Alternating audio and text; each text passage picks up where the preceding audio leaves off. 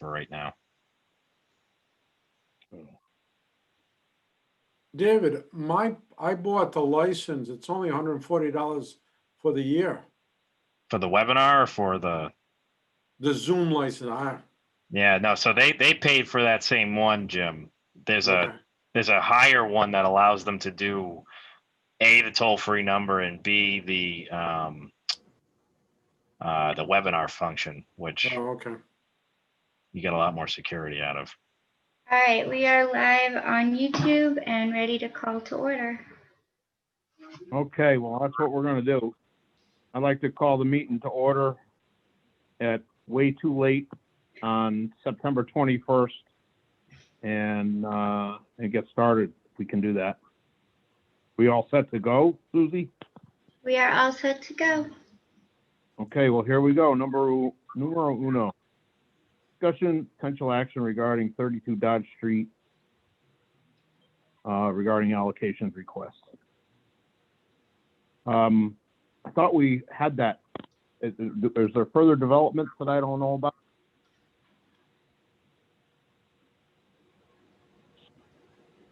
Hello?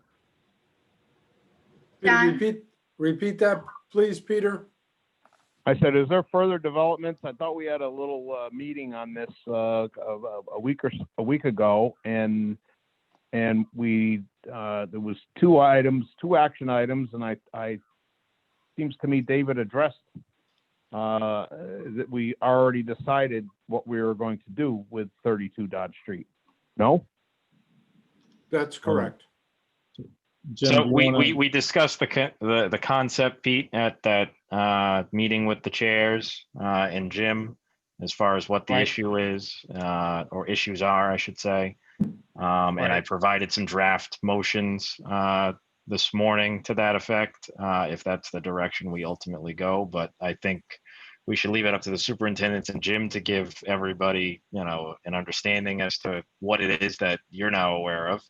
And then, Oh. if Thought everybody votes are was plugged appropriate, in. we go forward. I'm sorry. I thought everybody was plugged into that. I apologize. Nope, no worries. Pete, would you like me to take a little bit of the Sure, background? man. Take the helm. Yes, Okay. sir. And Jim, chime in if I'm wrong. On 32 Dodge Street, and just to give everyone a location of this is behind the Gables, and kind of it abuts on the other side on Chapel Street where the old print shop used to be, and also the church on Chapel Street as well. So you guys know the location. The access of this new building will be through the Gables driveway, along with the utilities.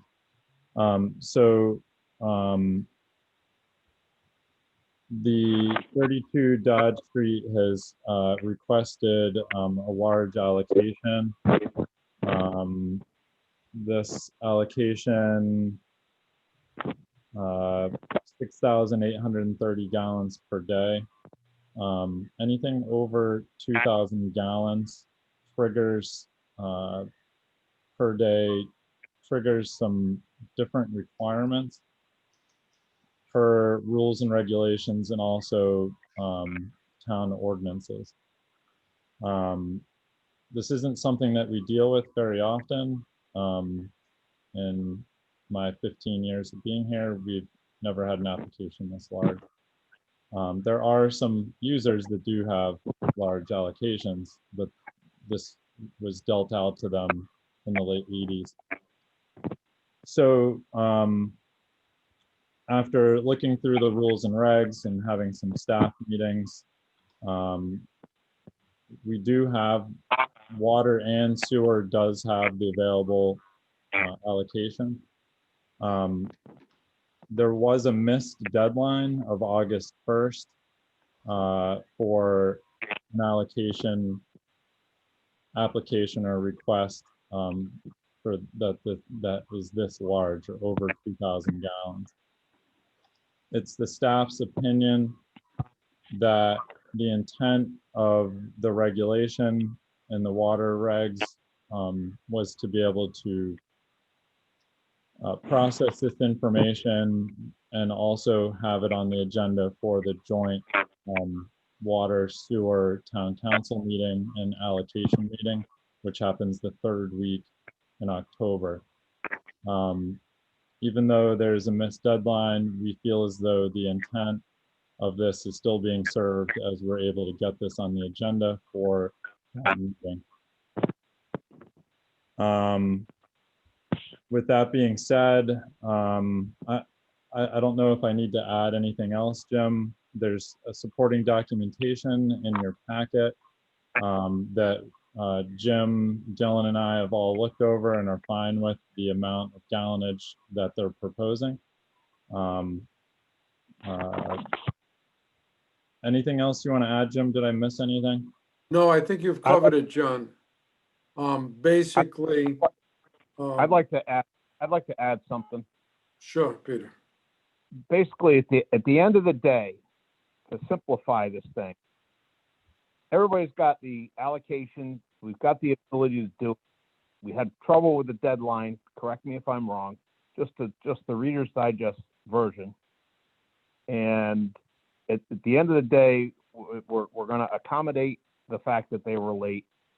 Where we agreed on some, cost plus, so we make money on this because Jim is going to have to do some work, and so forth and so on. We're not going to do it for nothing.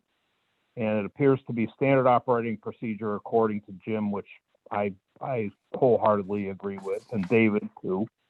And this is a welcome customer, and we're going to do what it takes. And we've basically decided to work with these guys. And even though they're a little tardy and probably disorganized too, but that's all right. We're gonna do it. And I think that's what I think that's it. I don't think there's anything new since last week. That's correct. I wonder, does Rich Cooper's on this call? Is that correct? Susie? And Joe Duhamel from the Pre. And Joe. You all hear me? Joe's here. I just wanted to give you guys a chance to add anything if I missed anything or Jim missed anything. The only thing maybe I wanted to add, this is Joe Duhamel from the Pre. Jim, did we want to add the Gables sewer flow back in for the pool? Was that an item that we wanted to further discuss? I think if you're going to ask for water allocations for the Gable, that there should be a complement for the Right. sewer allocation at the same time, because your water, your sewer bills are based on water consumption. So, Right. Can you hear me now? This is Yes. Brad. Okay, I'm sorry. I've never done this on the phone before. So I apologize for being a little bit late. And there have, to my knowledge, as Pete said, there's been no changes since our meeting last week. My big concern is I didn't want to do any precedent setting by letting them get by with being, almost a month and a half late with the deadline. But since the allocations haven't been set at this point either, and this is more of a preliminary that they need to do for planning purposes, just to get into planning, I've got no problem with them, but I want to emphasize, as Pete did too, that we're looking at the cost plus there, and I want to make sure that cost high with it, because there's going to be a good bit of work involved with this as well.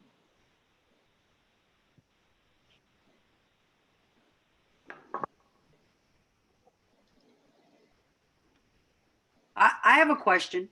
Did everyone hear that? Yes. Yes, Brad. And it was a shock too. Okay. yes, Sandra. Sandra, what's your question? My question is, you said that this piece of property is 6,000 gallons a day. Is that what I heard? 6,830. A day. So what do we have on the island that's comparable that uses 6,000 gallons a day? Nothing. That's not true, Peter. We've just not had anything to this effect. I mean, it's hard to find a analog account, but I'm sure the Eureka Hotel, you know, maybe even the National, the Spring House, those larger accounts, might do about that much or have that much allocation. I could Is look. this, are they asking for more than what is, I No, mean, you're talking a 50-person staff Ba- housing project, correct? basically, let me explain how the calculations were determined. Basically, first, Sandra, this is the first time something of this magnitude has come in when there is a, you know, when we set up the contribution and aid to construction or the allocation. This is the first time facilities of this magnitude have come in since, oh, in the 80s, from what I can remember. But basically, what we require is that the developer put together a comprehensive review of what their usage is. This will have so many beds, and I don't have it in front of me, but so many beds, which are 100 gallons per bed. There is also a commercial laundry that's there. So basically what we did is we went through the calculations based on standard water rates. Are they going to use that much? I don't know. But we're using standard values so we don't get into an issue where, well, is it 10 gallon? Is it 90 gallons? Is it 100 gallons? We've set on 100 gallons per bed, and that's basically how we came up with the gallonage plus the laundry, which is so many, I think it's 500 gallons per day per washing machine. I think there's 3 of those. So that's how we came up with those numbers. So that kind of give you a background. So what type of a building is this? What are they putting there? What's It's going? going to be, and Joe, you can speak to this if I'm wrong, but basically it is going to be employee housing. Okay. That's With correct. a swimming pool for the employees. No, the swimming pool is the let's keep everything. There's the what they call the Grove Inn. I'm The just Grove kidding. Inn is the residential, I mean, not residential. It is the employees housing. The Gables request is they're going to put a swimming pool in there. So they're asking for additional water allocation for, you know, topping off the pool, not filling the pool, but, you know, due to evaporation, due to spillage, et cetera, there's a certain volume of water that they may lose on a daily basis. And that's what they're requesting. But that's associated with the Gables. That's like, I forget, was it 150 gallons a day? Or Joe, what was that value? 50, Jim. We modified it to 50 gallons per day. 50 gallons. So it doesn't meet the criteria to get, you know, both the sewer commission and the town council approval for that. The So 6,800 how gallon. are they gonna fill the pool, Jim? Well, they can't, first of all, well, John and I have spoke with them. They can't fill it during the season, July, August, June, July, August, September. It can't be filled on the season. They can either truck it in or do it on the off season and give us notice, and it'd be have to be gradually filled.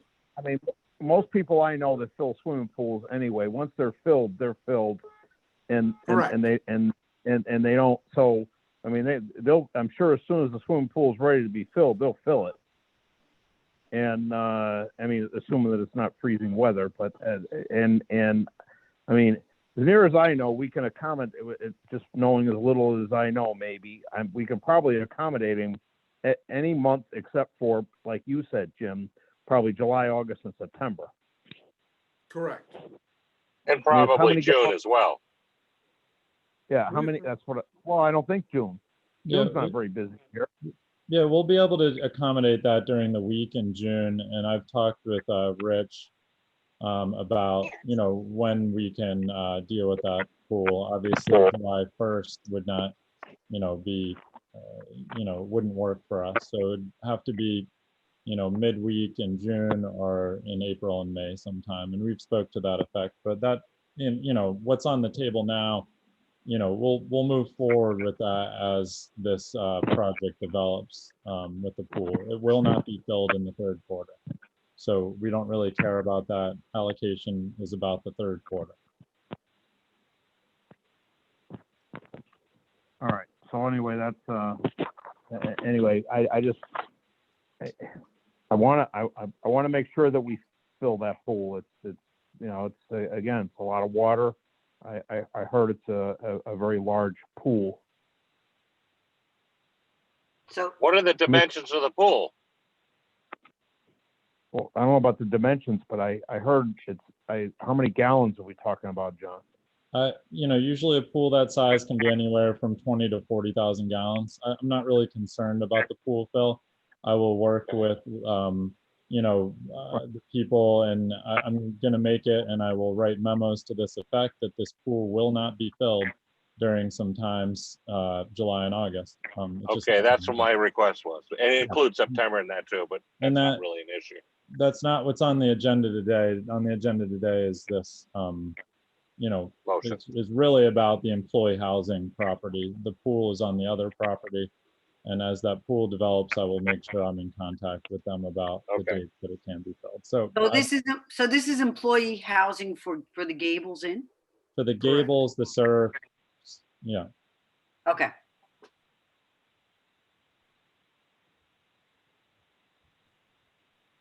All right, do we need to make a motion then? If there's no other questions? Make Two a motion, motions, Brad. actually. Okay, so I'm gonna make a motion then.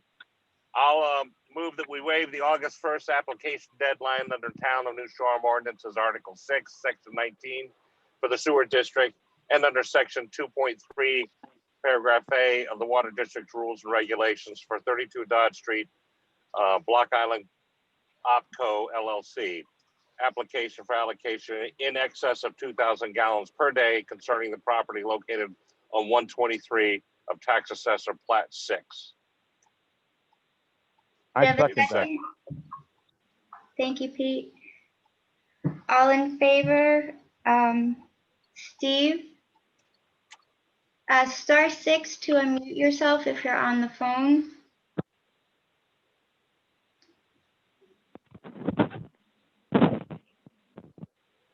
Sandra? Aye. Diane? Aye. Pete? Aye. And one more time, Steve Trigger?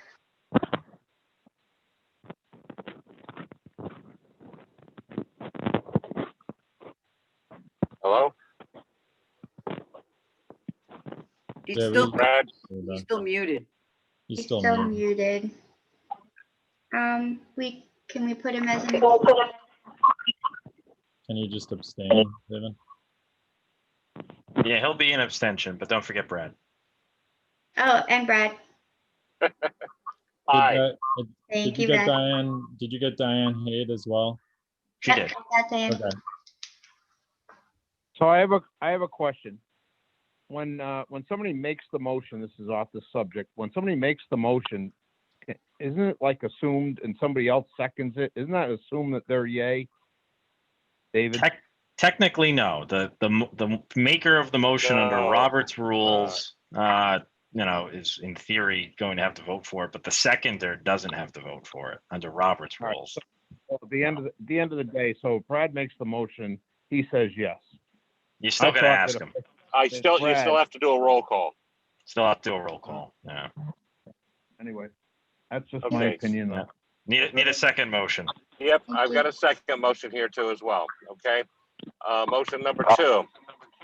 I move to defer the sewer and water district's decisions on 32 Dodge Street, Block Island, OpCo LLC's application for allocation in excess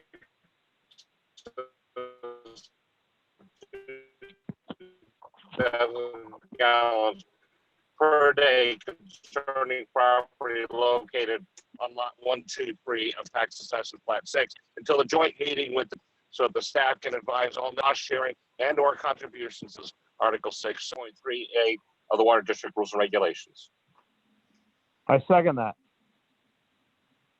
Susie, just because I think Brad might have had a bad connection there, can you repeat back that motion for everybody, please? I can. You want me to reread it? Well, you were cutting out, so you might cut out again.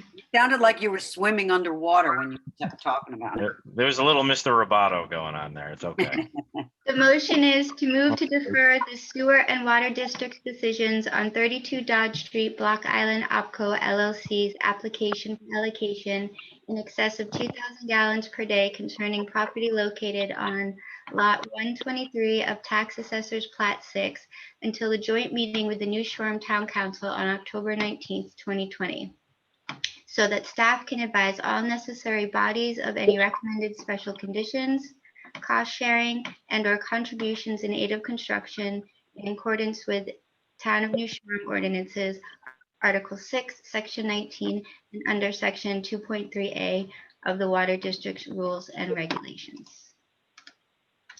Thank you. So roll call, Diane, Aye. Sandra, Aye. Pete, Aye. Brad, Aye. and Steve Draper.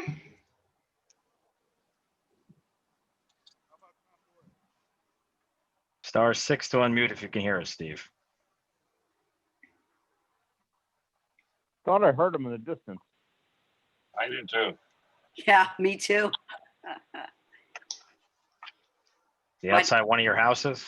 But if you look at his the wind- screen, it shows that he's muted, so. I know, yeah.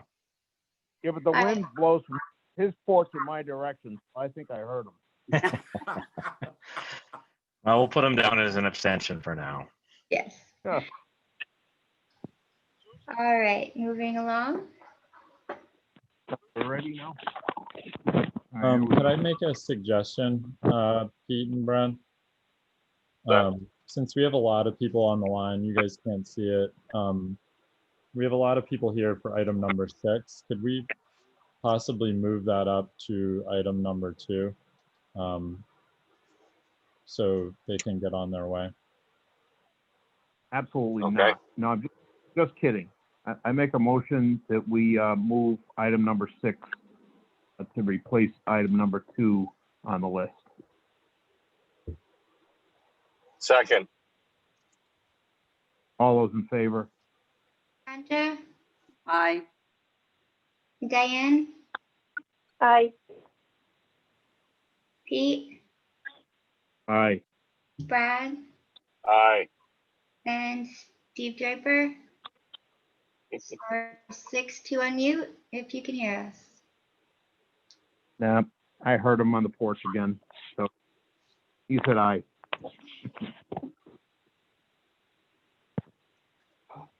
Okay, so item Let's get 6 going. is discussion of potential action regarding application to connect to plat or for plat 10 lot 68-6 and the allowance for an additional user on the Ebbets Hollow Spallone Drive private water main. Can I take this, Brad? Yes, please. Sure. This is John Brunig, Water Superintendent. This item is in response to an application by Jeff Lansfield for Plat 10, Lot 68-6. You see in your packet, which this is kind of an important point, is to kind of visualize what we're talking about here. I've included a map of the Ebbets Hollow / Spallone Drive private water main. That's off High Street on the corner there. And you got to kind of familiarize yourself with this map a little bit. What we have is coming off the water main, we have what I'm going to refer to 3 separate sections of this line. Coming off the main, everything's 2-inch, by the way, on the main. Everything is a 2-inch line. So we have a 2-inch line coming off the main. I'm going to call that the main trunk line. You have a T that goes north. I'm going to call that the Spallone Drive branch. And then you have one that continues kind of straight down that road called the Ebbets Hollow branch. The reason why we're hearing this is because the board, for our rules and regulations, says the water district shall determine whether a private line is adequate to serve any additional customers. So that's why we're here. Someone is developing an undeveloped lot. They would like to hook up to the town water supply that is listed on your map there in red. John, do you want to share your screen for those who can see at least? Or you want me to share it for everybody if you don't have it handy electronically? I'm looking at it on another computer. All right, I'll bring it up on here. So while he's bringing it up, I have a question. Both blue, what I see in blue and yellow, and excuse me, and red, is a 2-inch? Everything is 2-inch? Everything is 2-inch except for the service connections that go off after the orange dots there. I believe those are 1.25 inches. Okay. So anything that kind of spirals off of the main blue line is smaller, but that is not really our concern too much anyway. Oh, nice. Are people able to see that? Yeah, that's nice. Yes.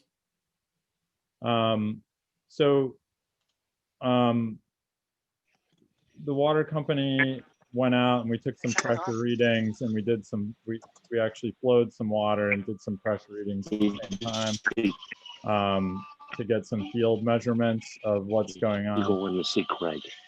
My concern is there's a large elevation drop, and I don't know if you guys have ever been down Ebbets Hollow, but from the top on High Street, I mean, it's a hollow. From the top of High Street all the way down to the bottom, there's a very different elevation, which means pressures differ throughout the system.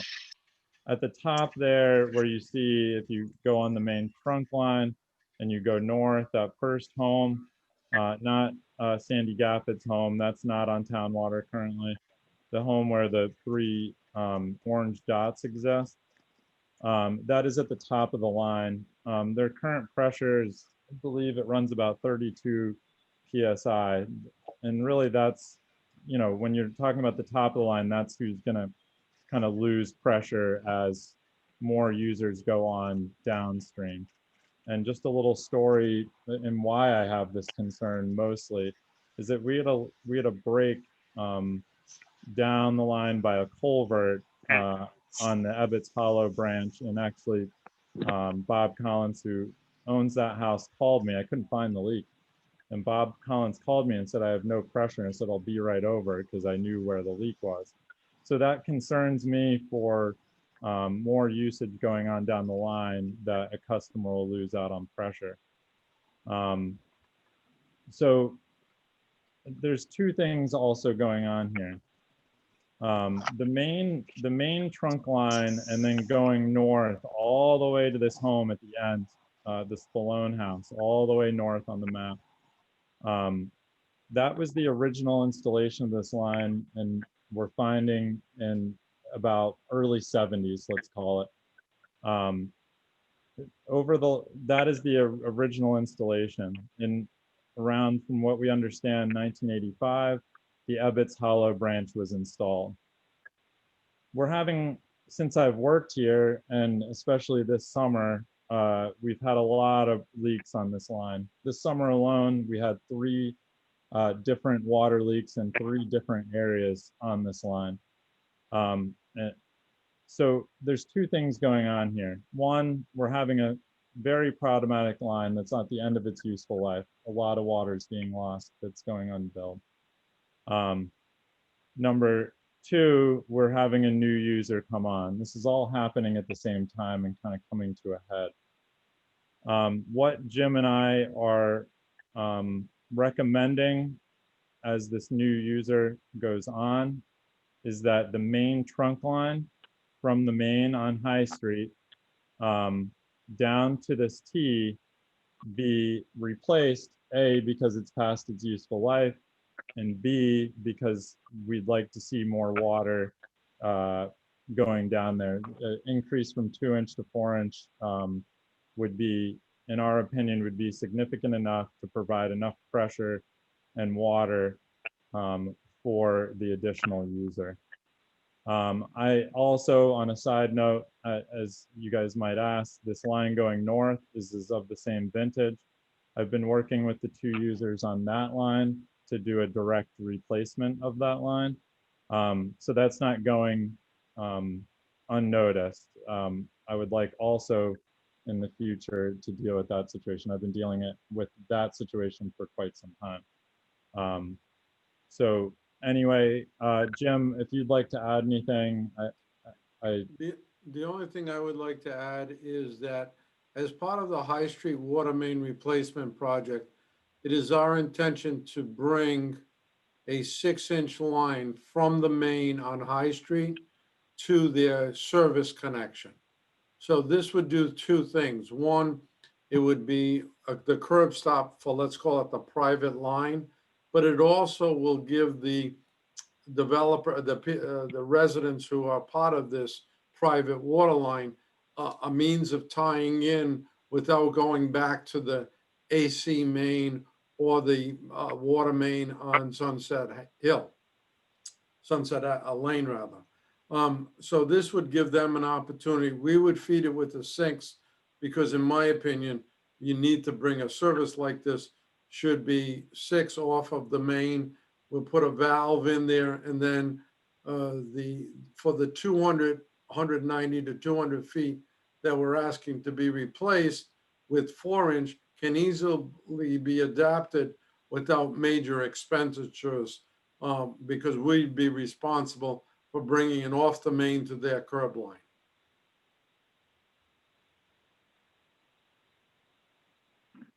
So that's what I have to add. Well, I have a couple things to say. This is Pete McNerney. So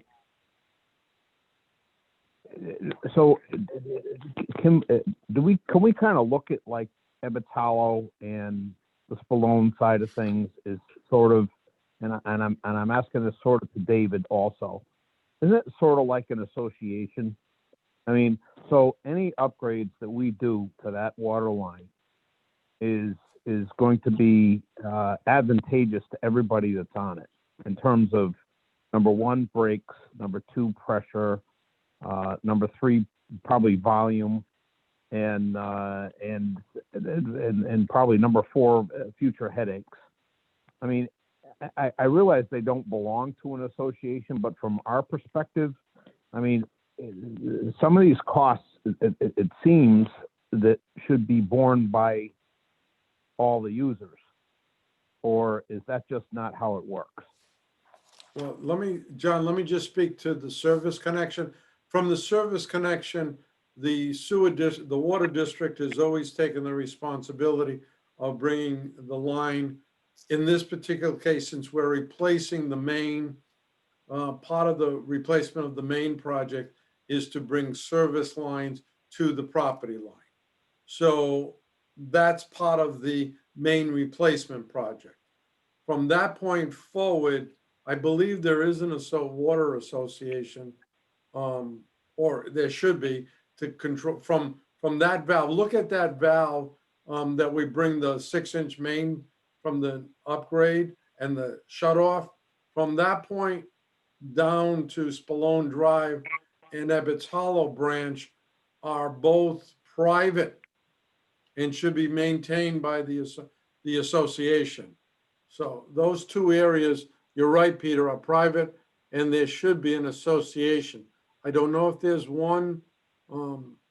Jim, there's an association of kind of the Ebbets Hollow branch users, but that association does not include the Spallone Drive branch, from what I understand.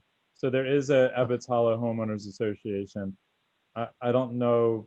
I believe it's everyone on this line. It might include more people or beyond that. I'm really not sure if it includes beyond that some of these other branches of road that go off that aren't on town water. But it seemed, I do know that it's inclusive to everyone on the water line. I've had an email thread with them going, with all these users going for a few days now regarding this issue. So they do have an association. It does not include these other people though on this Spallone Drive branch. So the Spallone Drive branch, that red line, that's what's leaking? The original installation went to the Spallone Drive branch. I see. In 1985, they connected to that. So you can envision this pipe going down the main trunk and then going north is the same vintage pipes installed at the same time. Got it. Then the Ebbets Hollow branch took that and hooked up to it and ran new pipe in 1985.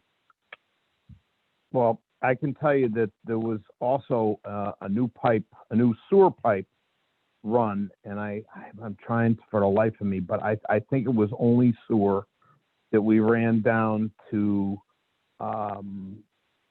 the cottage, but we put in, I think, right in front of Lou Gaffett's cottage, which is, I don't know, I guess sort of next door to the lot that's going to be developed. We put in a shutoff because I want to say, if memory serves me right, that Gravy asked us to put in a shutoff there, and I believe it's still there, marked water and sewer. And but the original drawings, when we dug that up, were not. It said that the water was on one side of the road and the sewer was on the other. Well, that was not the case when we dug it up. And but there's, I want to say we replaced the line down to that. I can't swear to it, but I, if memory serves me right, we did replace the line down to where the shutoffs are, and there's on both sewer and water there.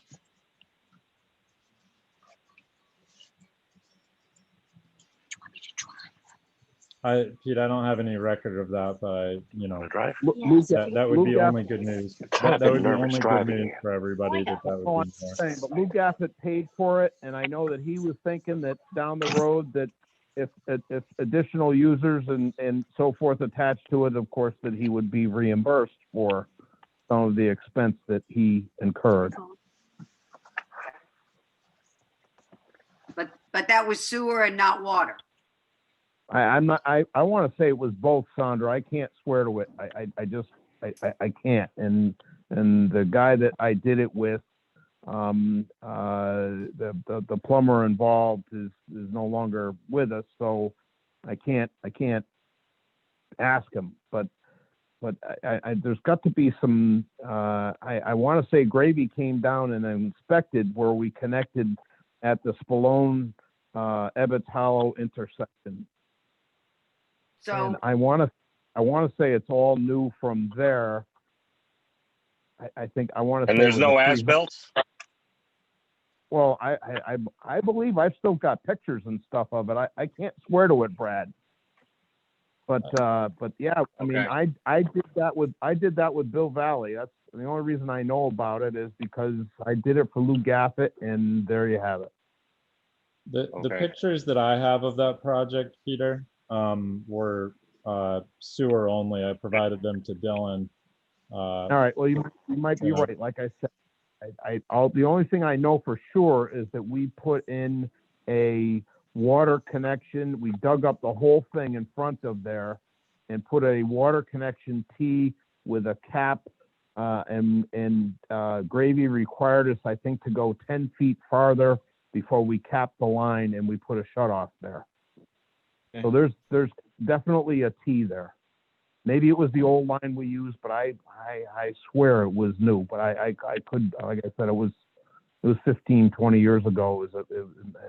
I might not remember. You? Yeah, it's hard to believe, I know. Well, that's all I got to say about that. I don't. So John, at the end of the, John, what are you looking for us to do here? Well, I mean, it was Jim and I's recommendation that if, you know, if a new user is going to access this line, the recommendation is that the main trunk from the main to the main T there, which separates the line, be increased from 2-inch to at least 4-inch. And you know, something that Jim and I have kind of realized, because we're dealing with the water main project, is this: if this was installed in 1972, it comes off the 10-inch asbestos concrete pipe on High Street, most likely because the cross-country route you see that runs parallel to the Spallone Drive branch didn't exist in the early 70s. That was in the early 90s. So that didn't exist. So it most likely connects into the 10-inch water main. Therefore, we would be providing a new service down to that main red valve from High Street, which is a win for the owners of the line, that the district would bear that expense. But are we talking 4-inch or 6-inch? We'd like to provide a 6-inch. It doesn't have that much difference in cost on our end, and it just be supply more water. The last thing I want to do is put a 4-inch in, and then we need a 6-inch. It wouldn't. You're Well, talking I would about one recommend a section of pipe 6-inch. and a You valve. mentioned, well, we originally had talked 4-inch, and I feel much more comfortable with 6-inch. Yeah, we'll provide a 6-inch valve that can be reduced after that, but we would provide a 6-inch service. Yeah. It sounds like. I would also, you know, I'd like to know if anyone on this call. We have a number of, you know, Jeff Lansfield's on, and some of the other users on this line. I don't know whether they would like to have a chance to comment on this before any decisions are made. I think the process, Susie, would be they'd raise their hand and you could unmute them. Oh, you're muted, Susie. You're muted. There we go. Yes, you would press *9 to raise your hand, and then I can call on you by your display.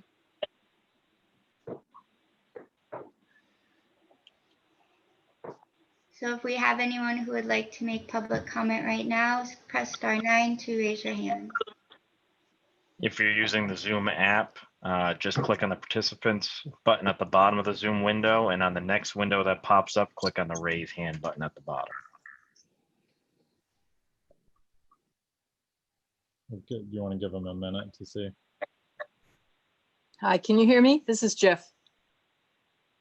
Yes. Yep, we can hear you, Jeff. Hi. Yeah, that all sounds great to me. I'm looking forward to developing that property and becoming part of that Ebbets Hollow neighborhood.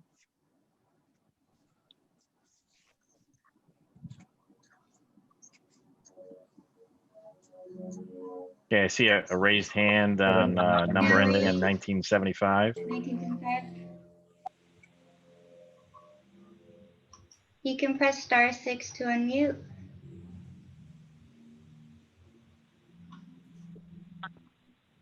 This is Mike Feeks. Can you hear me?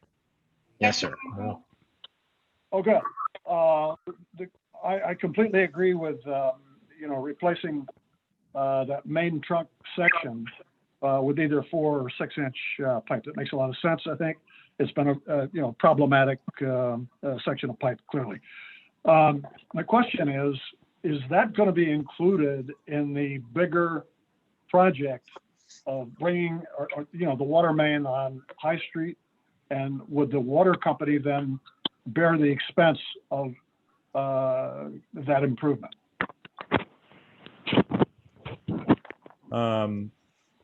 Good question. Per our rules and regs, which I'm pulling up right now, Mike, let me get this up. All customers on, I'm reading from our private water mains and lines section 6.7. All customers on private water lines on private right-of-ways, which is this case, are responsible for the maintenance of that water line from the valve on the public water main to the termination point within the private right of way. And also it says in our process of hooking up somebody else to a line, then let me find it. In the event that the private water main is inadequate or the condition of the line cannot be established, the water district shall require improvement or replacement of the line at the expense of the new user with appropriate assessment to the abutters. So the answer is, after the valve there, it would be the responsibility of the users of that line. I mean, this does state assessments to the abutters, in my opinion, that, and David can correct me if I'm wrong, that would maybe include people who aren't on the water system that might gain value out of this. David, is that how you interpret that? I mean, every situation is going to be unique in that sense. Yeah. So, I hate to give a blanket answer, but those would all be considerations. We'll leave it at Okay. that. So, Mike, I think it's a big win that this main we've kind of discovered comes off of our project. It's a large cost for you guys to tap a 6-inch, tap in a 10-inch main, run it across the street, and provide a valve. And that's a considerable cost savings on the private water mains users. That's a great windfall. What I have suggested to the users is that we do this in conjunction with our project.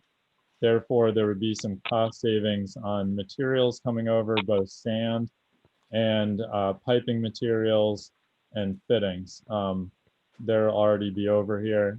I think this group, meaning me and the users of this line, have been in touch with Bain Transu over this, and this could be done in conjunction with the contractor, who we do not know who it is,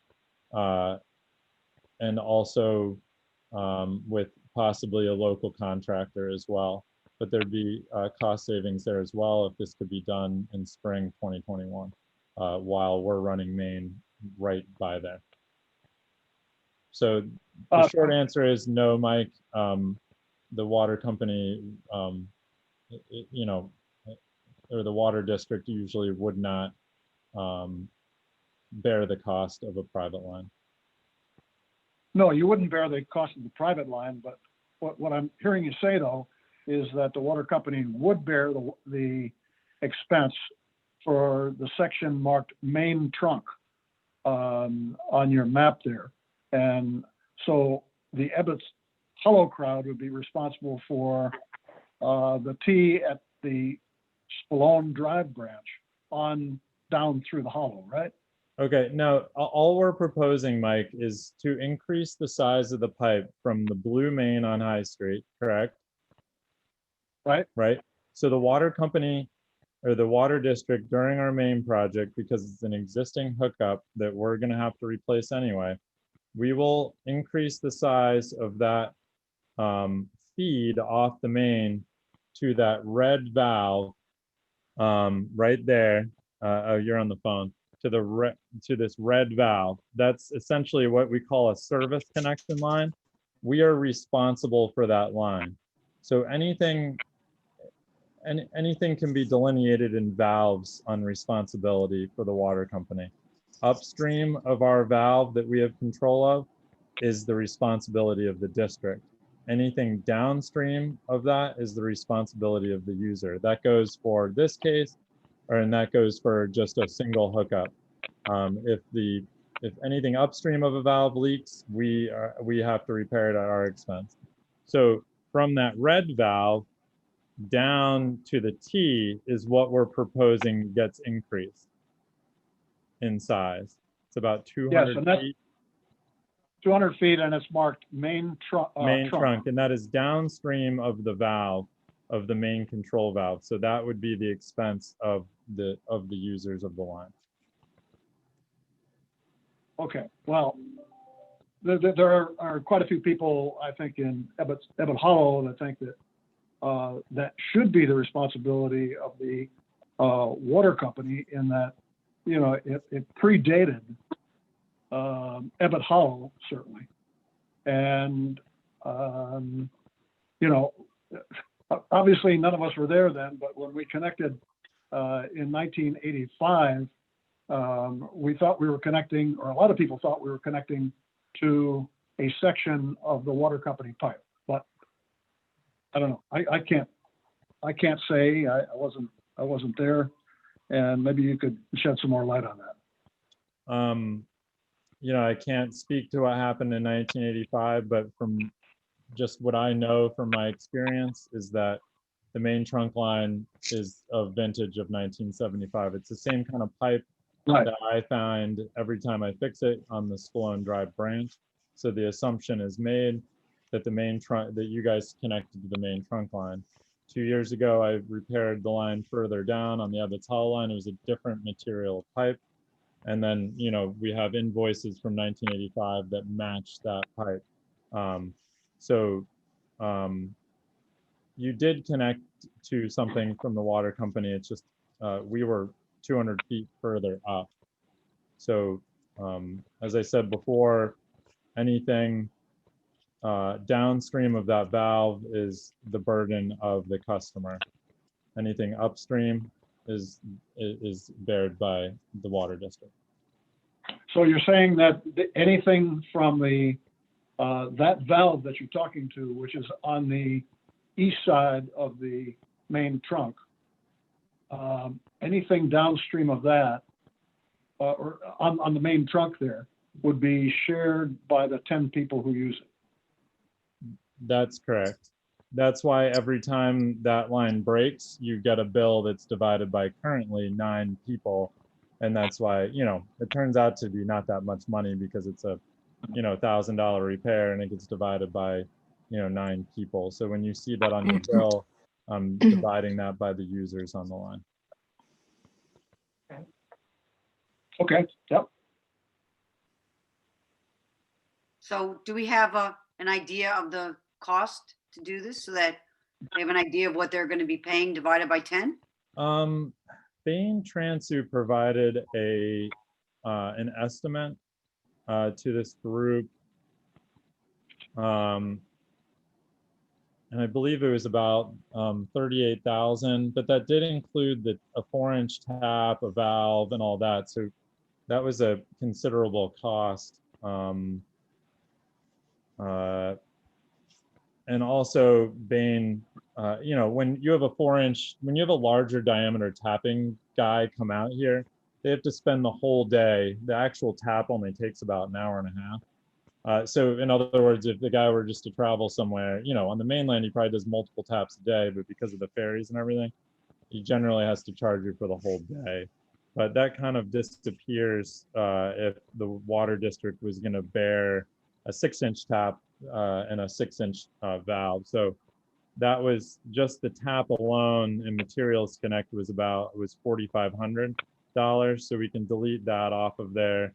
On top of that, and obviously some lengths of pipe, because we're going to be providing it to that valve.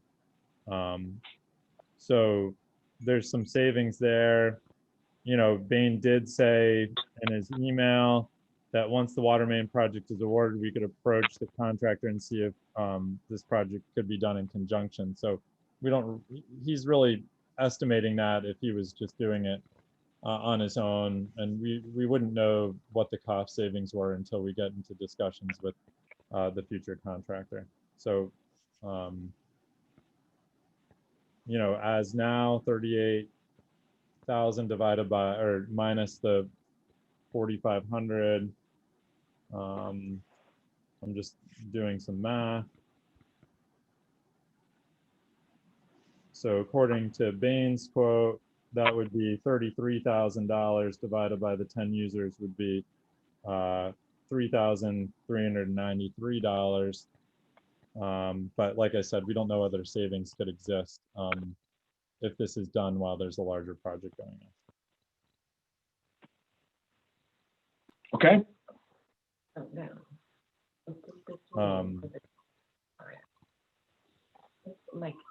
If there's no other comments, I think we can, Jim and I can recommend a motion here.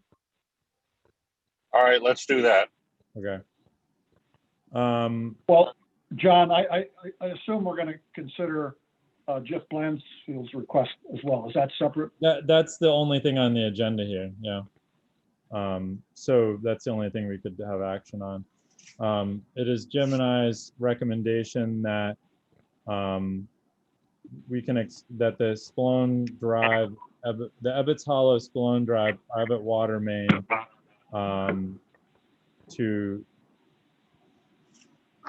could handle another user with the upgrade of the main trunk line from 2-inch to 4-inch. Jim, does that sound okay to you? That's perfect, John. As long as they don't have to repeat it, I'll make that motion as stated. Okay, I'll second. All in favor? Pete, Aye. Diane, Aye. Brad, Aye. Sandra, Aye. and Steve Draper?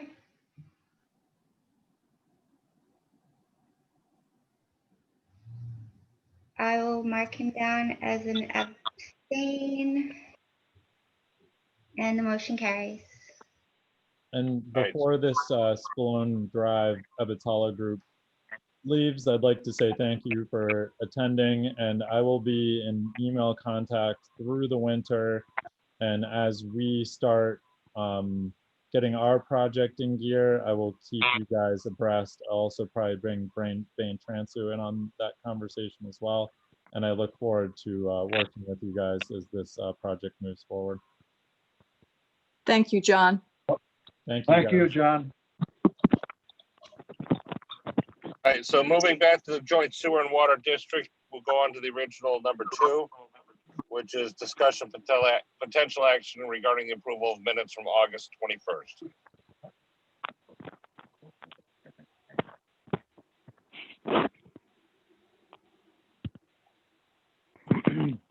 Any comments or concerns?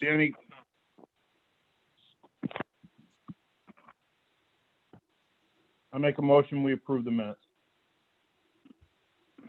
I'll second.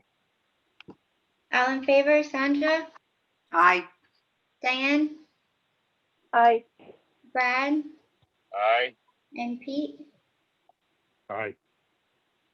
Motion carries. All right, number 3.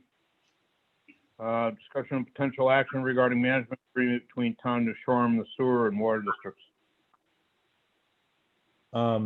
Hey, and before we start this, considering this includes the town, those of you on the phone might not be able to see that Marianne Crawford, our new town manager and director of public works, is also in this meeting. And you know, it's, as Marianne and I said in a call the other day, it's kind of funny. Usually you kind of meet people in these meetings and be able to have a more personal connection. But while this does include this agenda item does include the town, I'd like to give Marianne a chance to introduce herself.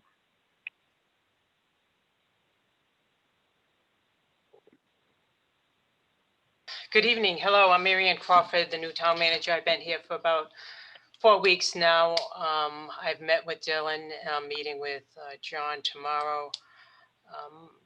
I'm getting caught up on a lot of different things in the 4 weeks I've been here. I look forward to working with all you folks in the coming years. I do apologize ahead of time. I'll probably be signing off from this meeting within the next 15 to 20 minutes. I have a town council meeting later this evening that I need to spend some time preparing for too. But as I said, I look forward to working with you. And John, thank you for taking the time to introduce me. Thanks for coming to our meeting. We provided a copy of this to you guys last week. The staff did not have any changes to the management agreement. We just put it on the agenda to make sure that you guys don't have any changes. and that we can move forward and for the joint meeting with the town council next month. So, you know, this is up to David, but if they don't have any changes, David, there's really no action on this, correct? No, there's no action. They would make the appropriate motion next month on the final draft. All right. I've got no Move on then. concerns. Good. Let's move on. Discussion of potential action regarding scheduling of annual joint meeting with Town New Shoreham Town Council. I had conversations with Molly Fitzpatrick. What is it, Susie, October 2017, 19th? The town council is invited to that meeting. That's very typical of what we have done in the past. It's going to be it'll be interesting with Zoom and everything. Susie, maybe you need to meet or have a few phone conversations with Molly of how we're going to facilitate that.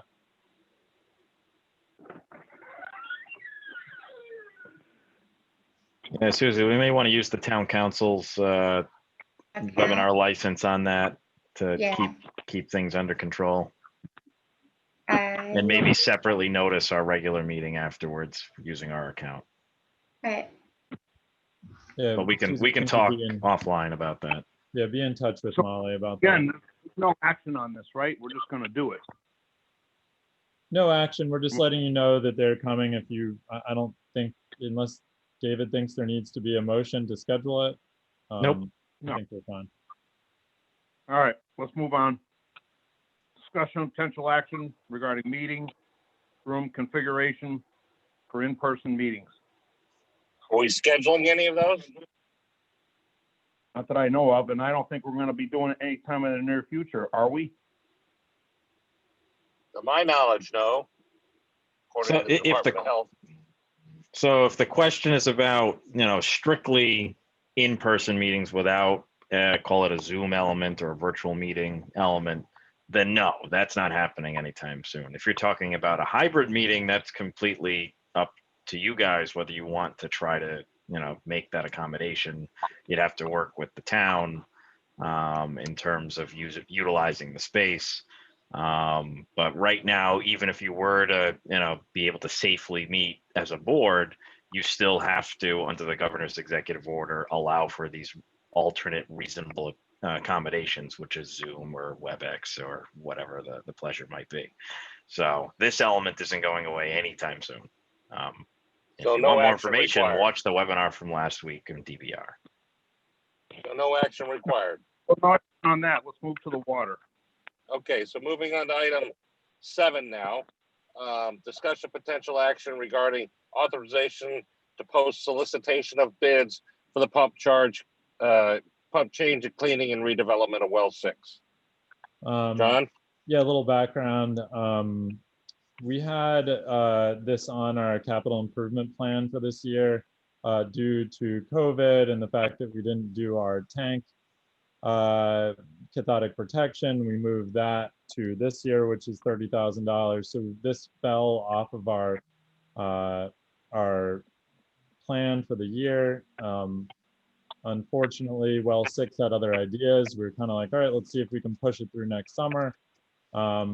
Well 6 started making concerning vibrating noises and is now temporarily offline as the pump is either failed or about to fail.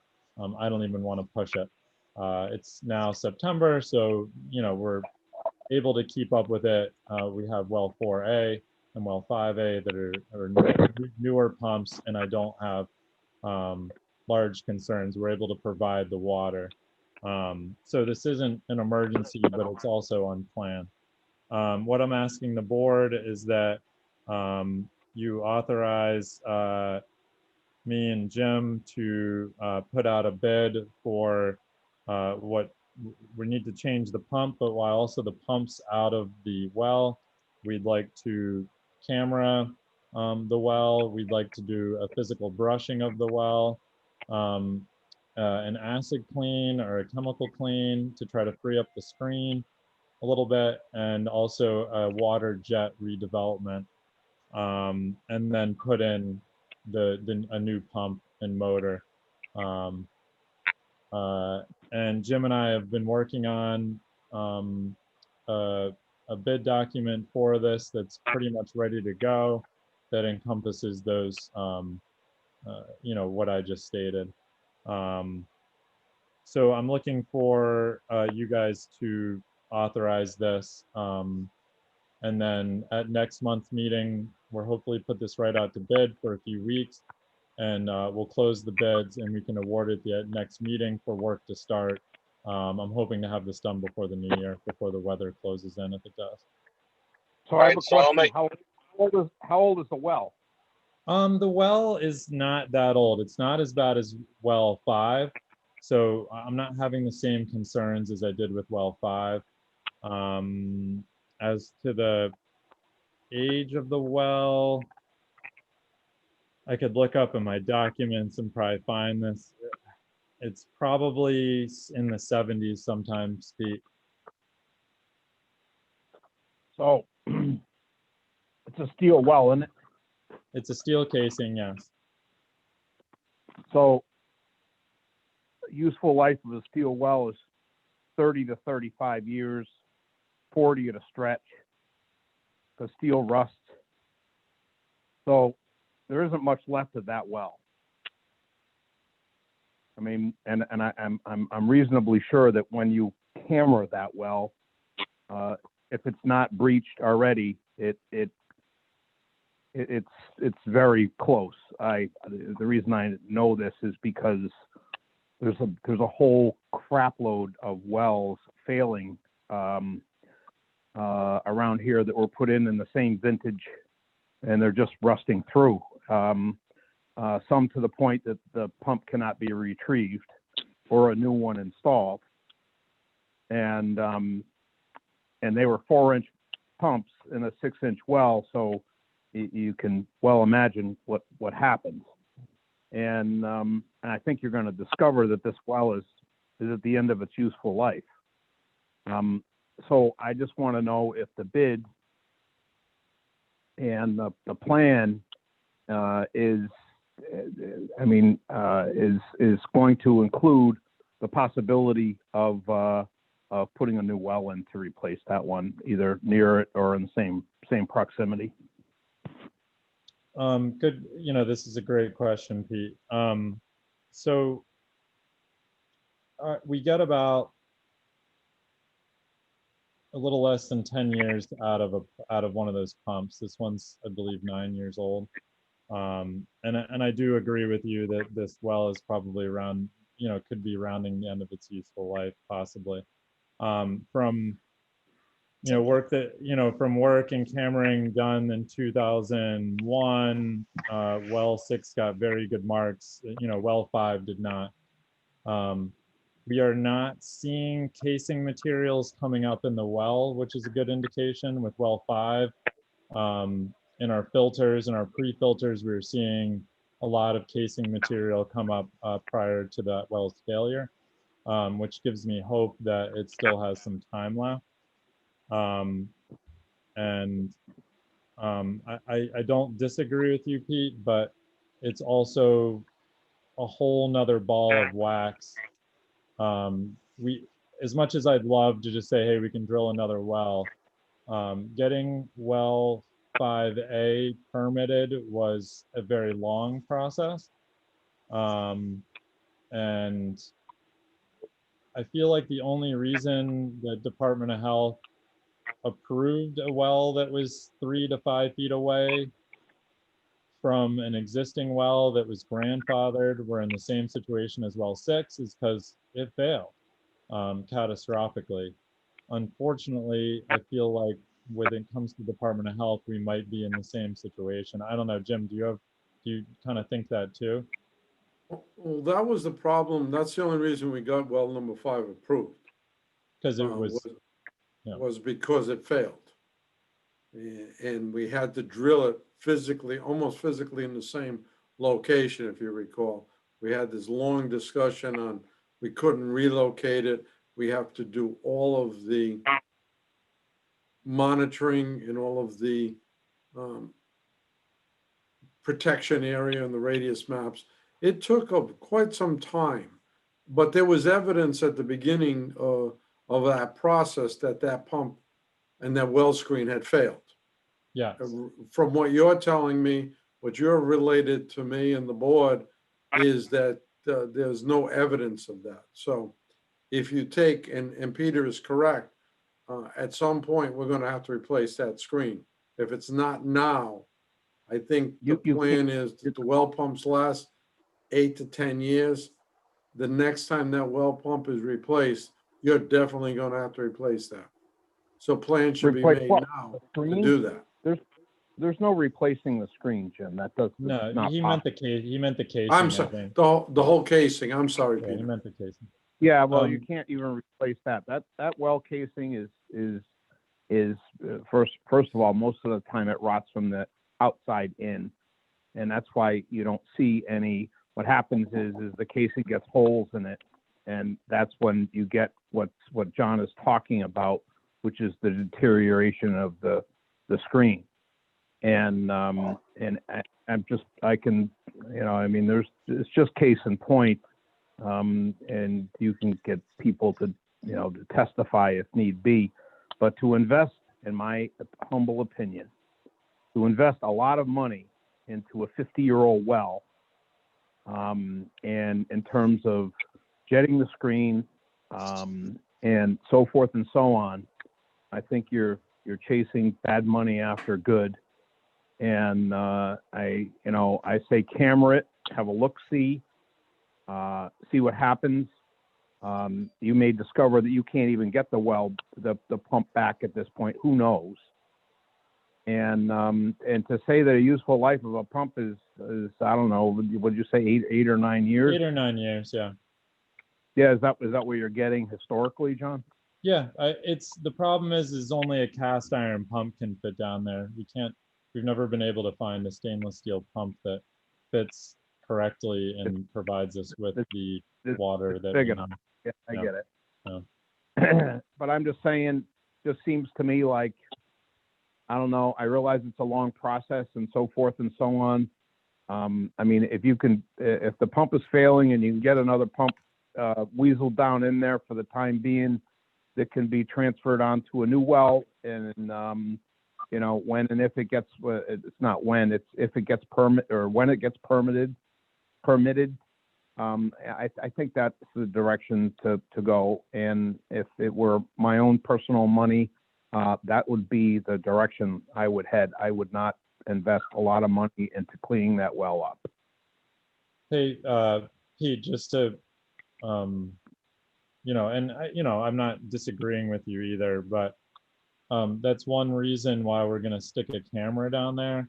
And we've written the bid such that, and Jim, correct me if I'm wrong, if we throw the camera down there and we see and that there's deteriorated casing and the screen looks bad and everything, we could just go forward with the pump change. Is that correct, Jim?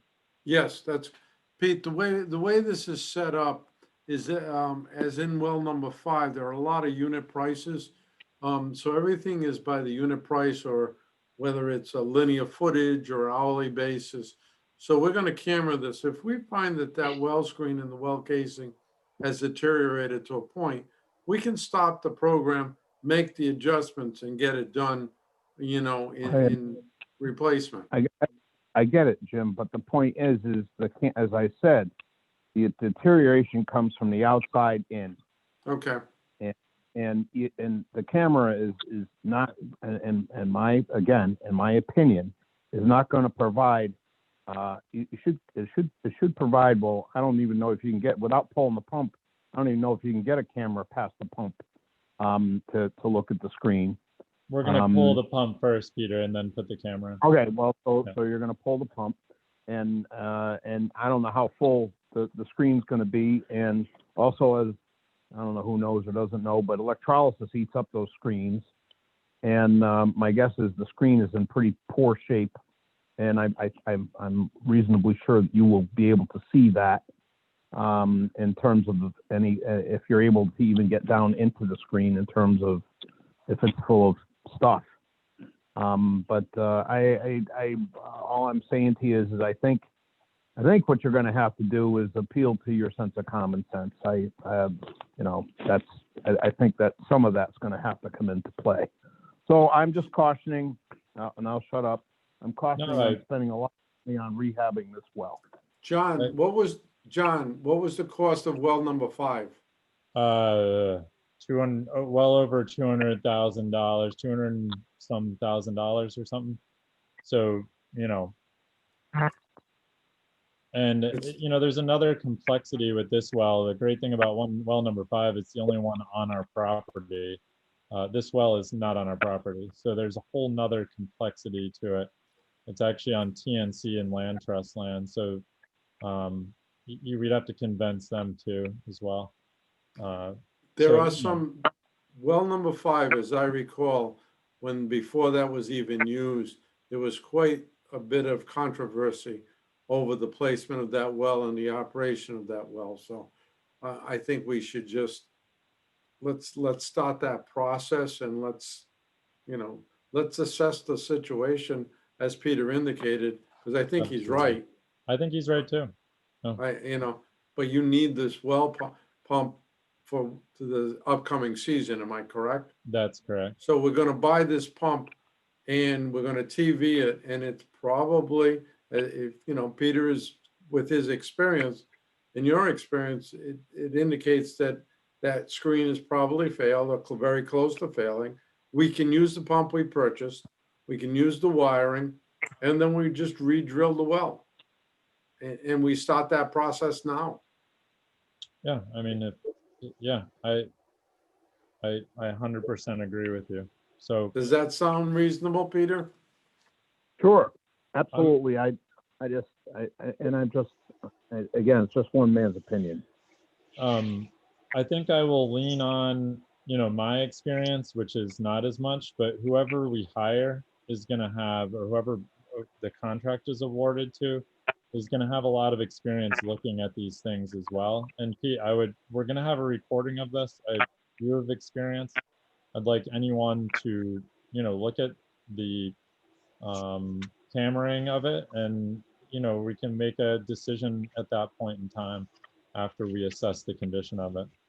Okay, in an effort to keep moving forward, I'm going to make a motion, that we authorize John and Jim to post solicitation for bids on pump change, cleaning, and I'll say redevelopment, cammering well 6 as well.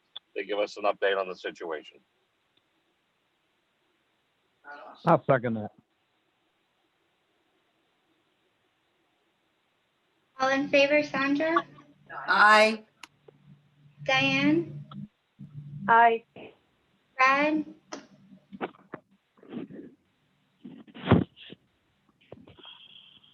Brad? Aye. Pete? Aye. And Steve Draper? *6 to unmute.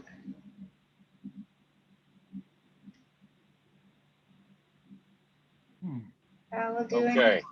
That'll be an abstain again. All right. Next item is just an update on High Street Payne Road water main. Jim, do you want to speak, or do you Yeah, want me to? I'll speak. The project is out to bids. We'll be having a pre-bid meeting in the next week. And hopefully by your October meeting, we'll have a recommendation to award the contract at your October meeting, with the contractor to begin in the spring of 2021. Okay. Financials and aging. I do not have those in front of me. I'm in a car right now. Hi, okay. I would mute, let's see. So I'm working on finalizing the closing entries for fiscal year 20. Wrap those up. It would be good to see what those numbers have provided. August was a month we were looking forward to with our fingers crossed, and we billed 14% less than what was billed the prior year. However, it was 72% more than what we budgeted for this year. So all in all, way better than we expected, and happy to say that. We've got our new billing clerk, Mary Abbott, and she's doing great. She's been through, I think, 2 statement runs at this point, and I'm working with her. September will be another telling month, you know, depending on how business is out here on the island. I hope the numbers stay strong. And we're going to be billing in September for the overusage penalties. So that's what we'll be looking at next. Anyone have any questions? Are there a lot of overusage penalties? We don't know yet. No, yet. We have to wait for September 30th. Yeah. Okay. Probably won't be as many.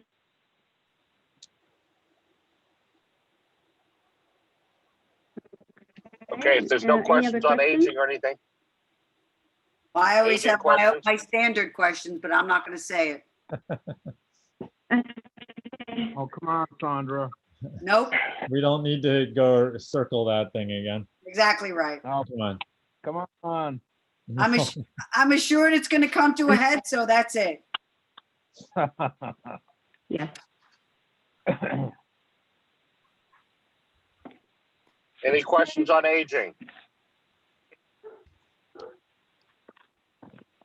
Okay, water operations. A lot of it's been covered in here, you know, already. You know, I'd just like to point out on a COVID thing, we're trying to stay separated still. Luckily, this, you know, the shoulder season's here, so we're doing a lot of outside work, hydrant maintenance, valve maintenance, which is good for us to be outside.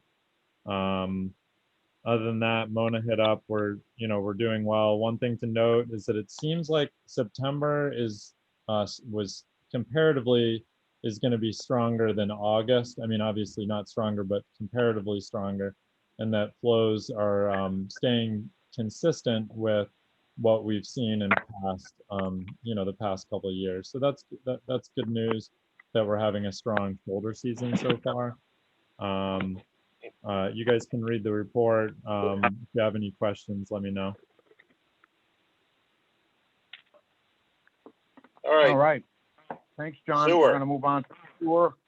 Discussion potential update on COVID-19 wastewater testing. Dylan. Yes, okay, so Dylan Chase here, sewer superintendent. My report for COVID-19 testing remains pretty standard. We have since August 17th, the test of August 31st to September 14th, which includes 3 different tests, have been all non-detected virus concentrations per liter of sewage, which is great news. Some inferences could be made out of that. Likely a transient population contributing to the virus concentration over the summer. Notably, as the tourism left, so did the virus. So since August 17th, we have not had any cases tested in the waste stream. So that is good news. As far as moving forward with testing, I have enough tests to scale back and test monthly. I do have, the allocation of money that was provided will allow me to purchase 3 more tests, which will potentially get me through the new year if I am to test once a month. So that's where I stand with it. There are opportunities to bring that in-house. And I do have some holds related to procuring certain equipment. But until we find funding that can be applied to this type of testing and this type of application, I'm going to have the vendors hold for now until further notice, and just maintain as such.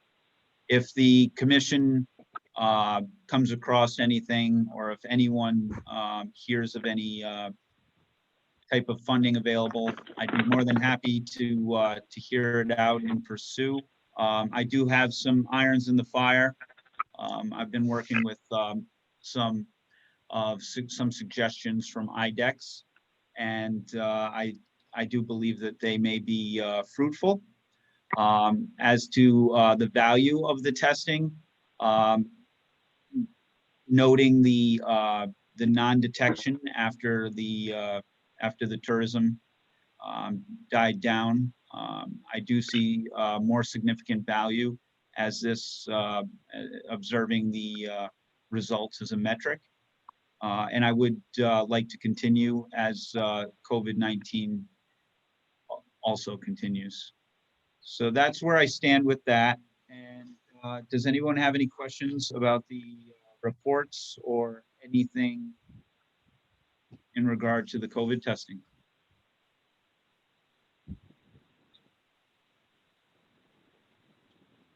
None. Very good. As I do want to mention on a side note, there has been some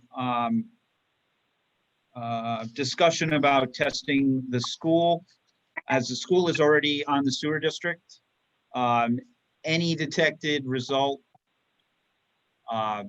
would, I guess, provoke me to communicate with the appropriate individuals in authority. I've continued to update the doctor, Dr. Warkup. I've continued to update the new town manager. And if necessary, I'm sure Dr. Warkup would be notifying the superintendent if he had any concerns in relation to public health. So that's where I'm going to stand with the testing of the schools.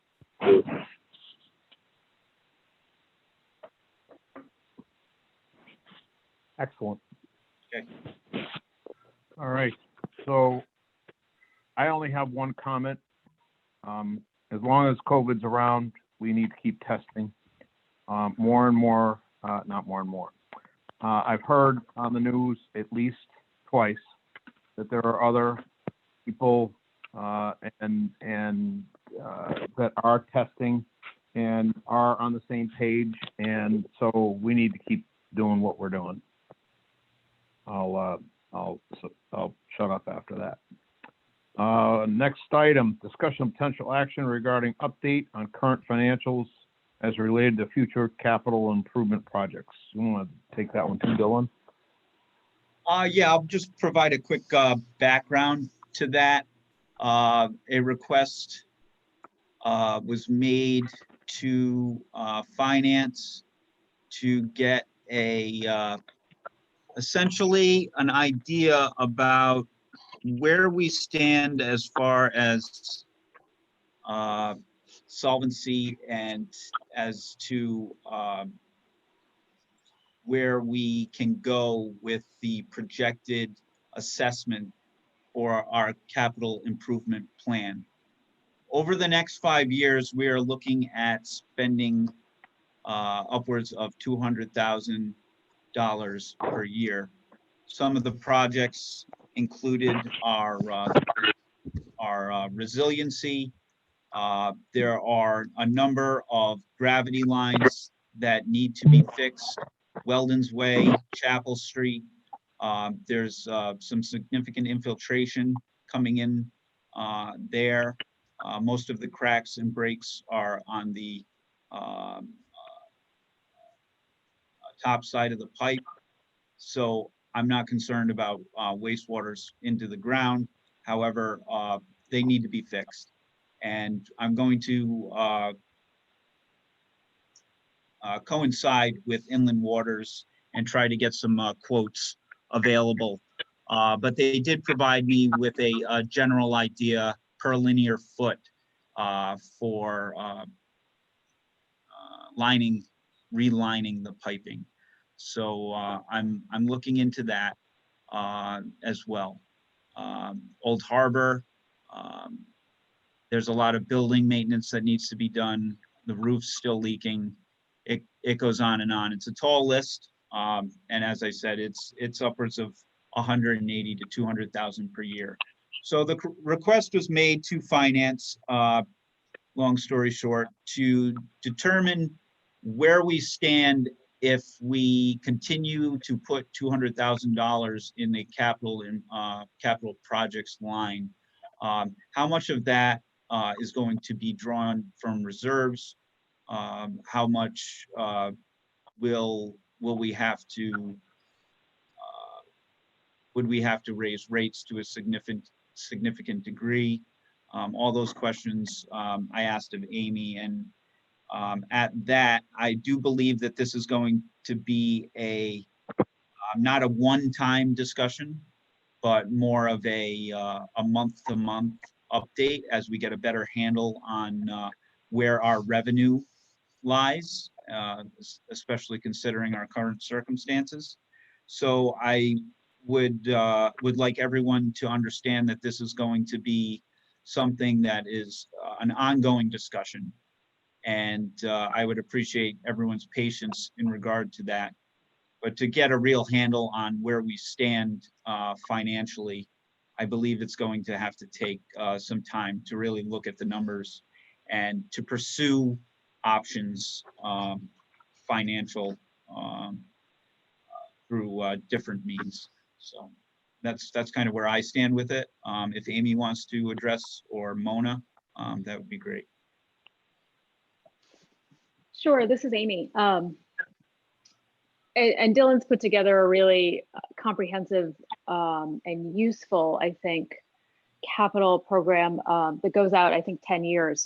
And as he said, this is a kicking off point for us to then go do our work, which really has 3 components to it.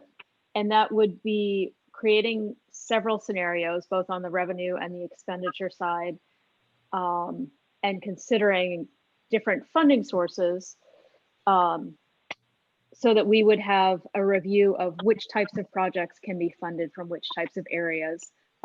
Obviously, those smaller $100,000 to $200,000 projects are more likely to come out of the rate base and what impact that has on rates going forward.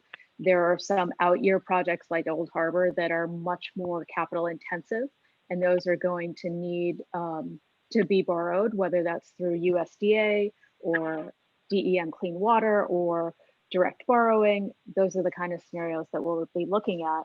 And ultimately, those scenarios will meld into a high level, probably a 5-year plan. And that'll take some decisions on the part of the commission to refine that plan in a way that reflects everyone's priorities. And then the third thing it will do is create a foundation for the fiscal year 22 budget that we'd be working on next spring. So as Dylan said, we envision this on our side as a multi-month iterative process where we come back to the commission with scenarios, with some examples. We talk about what direction things could go and what kind of choices the commission wants to make as we develop this plan. And then ultimately that tees you up for your budget discussions next year as year 1 of that new implementation to really tackle some of those capital projects. If people have questions on that process, I'm happy to talk about it. But we're going to kick that off in the next month or 2 here. And one more element to this would be that it all starts with how we close the year at 6/30/20, because that gives us our most recent view of reserve levels and how we can use, not use, or need to build those up in order to support this program over the long term.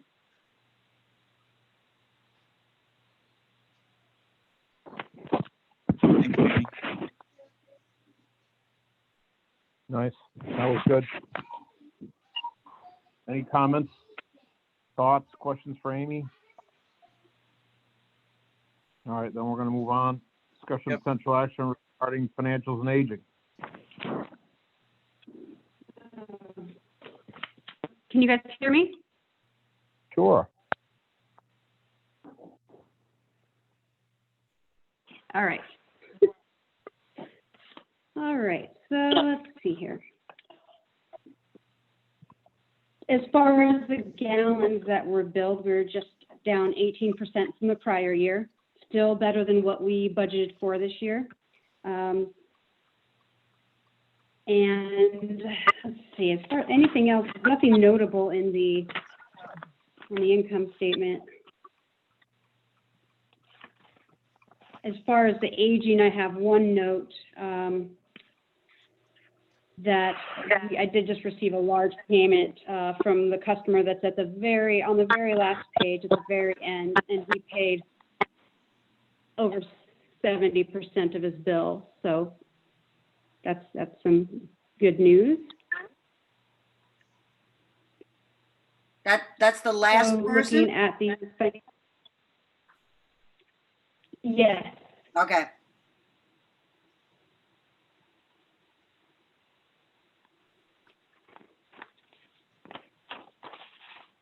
And yeah, same, the same info that came along with the water. We're going to be doing the penalties for the month of September.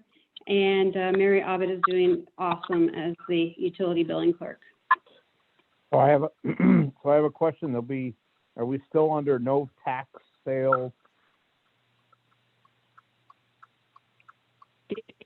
David? Mona, you can't do that anymore? I don't think we ever were like directly under that that rule. We were trying to follow the PUC, and they were.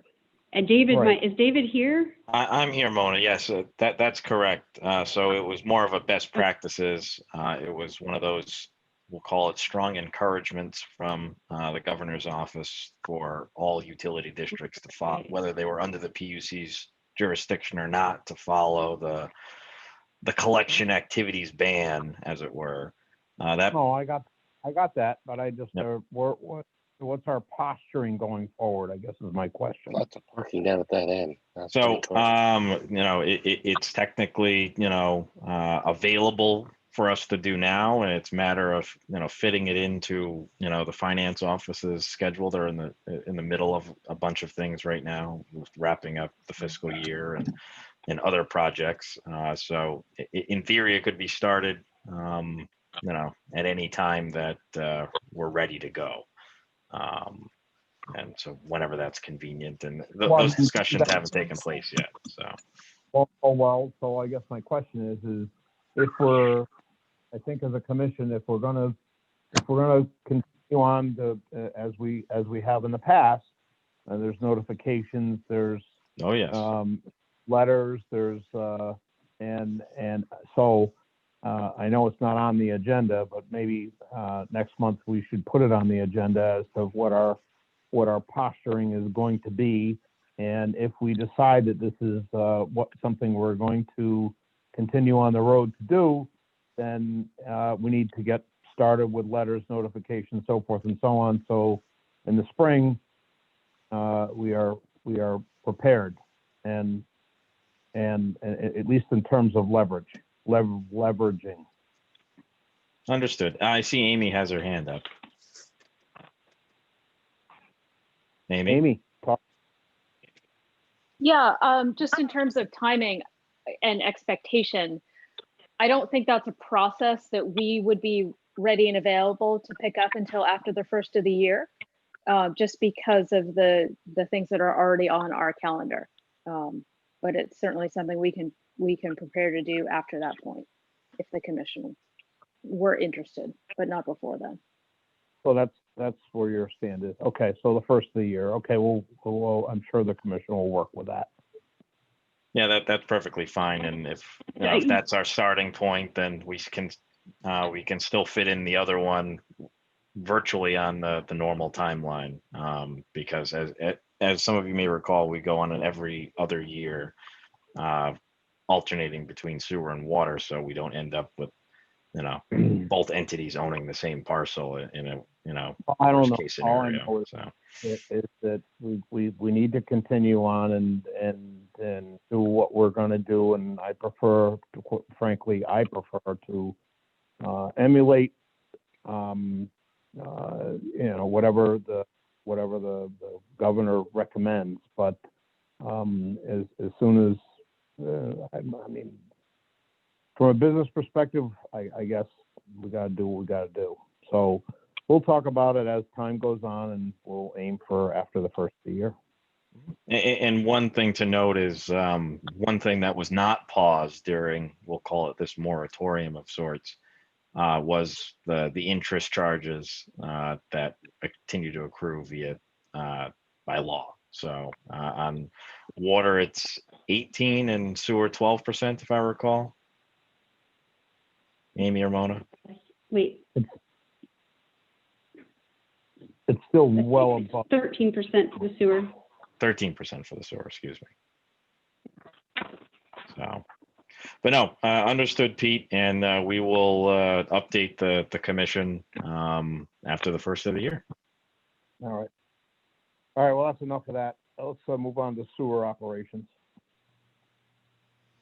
Okay, very good. So August played out much the same as July. Operations were pretty standard. We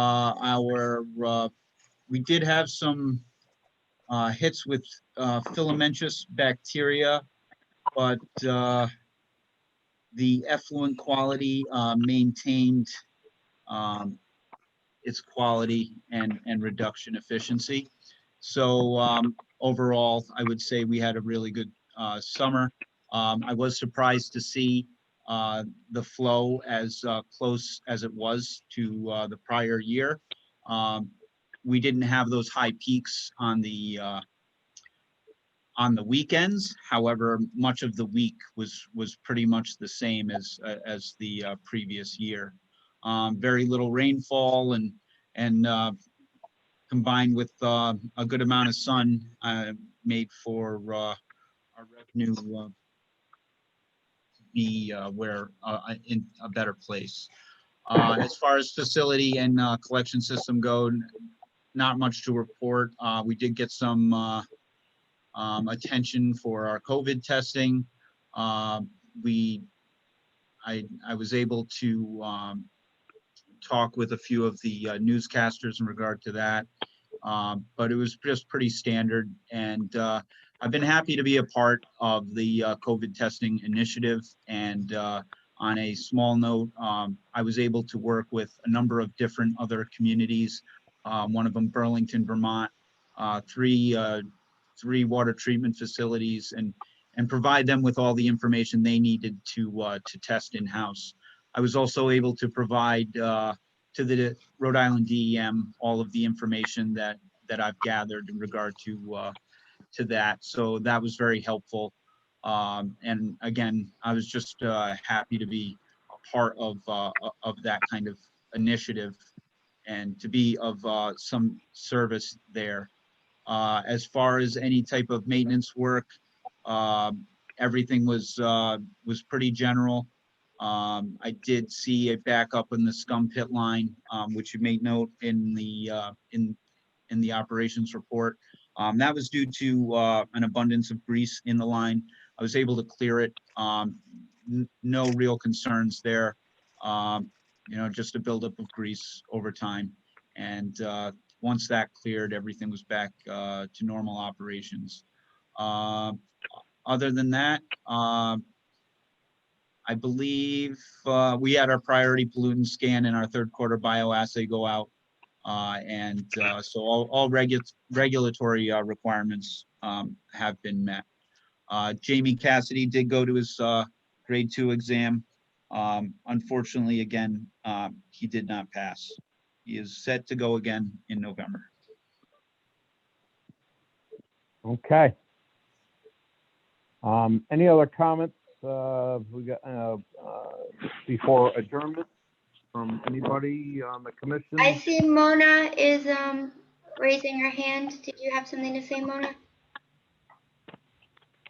Yes, I just wanted to clear, it's 16% is the sewer's interest rate, and then 18 for the water.